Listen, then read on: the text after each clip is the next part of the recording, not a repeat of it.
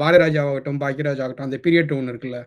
அந்த பீரியட்ல புது தயாரிப்பாளர்கள் கிடைக்கிறதோ, இல்ல இவங்களுக்கு தயாரிப்பாளர் கிடைக்கிறதுக்கோ ஒரு பிரச்சனை ஒண்ணு இருந்துச்சுல்ல. அதாவது அவங்கள ப்ரூவ் பண்ணணுங்கிறது ஒண்ணு இருக்கு. ஸோ அப்ப என்ன ஆகுது அப்டின்னா, அவங்களோட சொந்த கதையோ, இல்ல அவங்க பார்த்த ஒரு 20 கேரக்டர்கள்ல குருநாதர் கேட்கிறாருன்னு குடுக்குறதுக்கு தயாரா இருந்த ஒரு தலைமுறை ஒண்ணு இருந்துச்சு.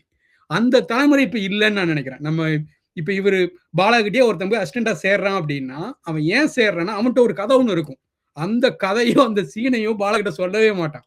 அத வந்து தான் படத்துக்காக வச்சுட்டு அந்த பாலா கிட்ட வந்து நம்ம தொழில் கத்துப்போம். நம்ம போய் புது படம் பண்ணும். இந்த ஒரு இடத்துக்கு வந்துட்டோம்னு தோணுது. அது ஒரு காரணம். அதாவது இவங்களோட அசிஸ்டன்ட்ட வச்சு இவங்களால வேலை வாங்க முடியல. அசிஸ்டன்ட் கிட்ட இருந்து நல்ல கதை கிடைக்கலன்னா, இது ஒரு காரணமா எனக்கு தோணுது. காதலுக்கு பாலாஜி சக்திவேல் சொல்லியிருப்பாப்ல. அவரோட பேட்டிகள் பழசெல்லாம் ஞாபகம் இருக்கிறத வச்சு வேகா சொல்றேன். அவர் ஆரம்பிக்கும்போது, முதல்ல சொல்லும்போது, எனக்கு வந்து நான் ஒரு டிராவல்ல அந்த ஹஸ்பண்ட வந்து நான் ஏதோ ட்ரெயின் டிராவல்ல பார்த்தேன்.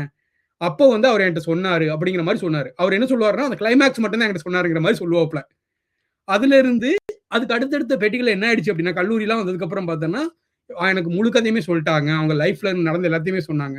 ஒரு டிராவல் எல்லாம் அத எக்ஸாஜரேட் பண்ணிட்டு, இப்ப எல்லா கதைகளுமே அப்படித்தான். இப்ப நம்ம நம்ம பெரிய ரைட்டர்ஸ் நமக்கு புடிச்ச 4 ரைட்டர்ஸ் எடுத்துக்கிட்டோம் அப்படின்னா, அவங்க எல்லாருமே ஒரு சின்ன சம்பவத்த ஒரு 5 பக்க கதையா அவங்களால மாத்த முடியுது. அந்த கன்வர்ஷன் ஒண்ணு இருக்குல்ல.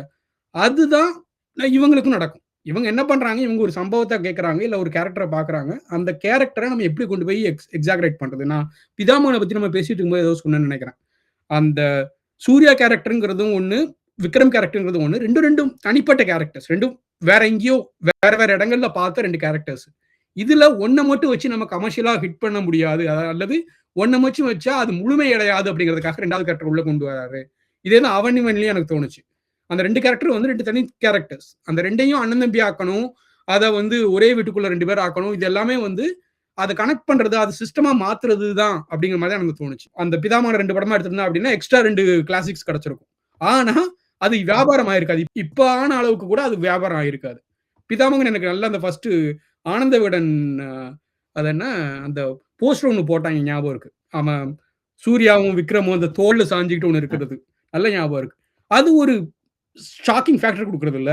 அந்த ஃபேக்டர் அவன் எதிர்பார்த்து தான் அவன் 2யும் ஒண்ணா சேர்க்கிறான். அவன் இதிலேருந்து ஆரம்பிச்சுட்டு, சேது ஒரு கேரக்டர்ன்னு வச்சு ஒரு படமா முடித்ததுக்கு அப்புறம், இந்த 2 கேரக்டரையும் தனித்தனியா பண்ணா வேலைக்கு ஆகாது. 2யும் மெர்ஜ் பண்ணிருவோம்னு சொல்லி தான் அத கொண்டு போறான். அங்க என்ன ஆகுதுன்னா, விக்ரம் வந்து ஒரு ஆர்டிஸ்டிக் ஒரு ஏரியால போயிட்டு இருக்கான் அப்படின்னாச்சுன்னா, இவன் வந்து ஒரு ஜோக், ஒரு காமிக்கல் எஃபெக்ட்க்கு வந்து இவன் கொண்டு போயிட்டே இருக்கான்.